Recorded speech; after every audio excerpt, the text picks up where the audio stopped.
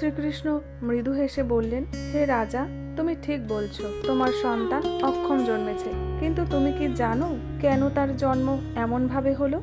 এটি তোমার পূর্ব জন্মের কর্মফল।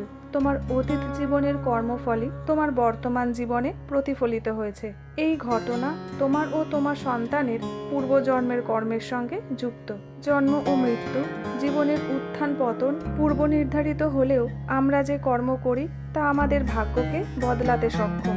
শ্রীকৃষ্ণ বললেন, হে রাজা, যেদিন তোমার পুত্রের জন্ম হয়েছিল সেদিন তুমি এক বিশেষ সন্তানের বর পেয়েছিলে। কিন্তু সেই সন্তানের জন্য জীবনে অনেক কঠিন সময়ের মধ্যে দিয়ে যেতে হবে, যাতে সে ধৈর্য, সাহস ও পরাক্রমের গুণ বিকশিত করতে পারে।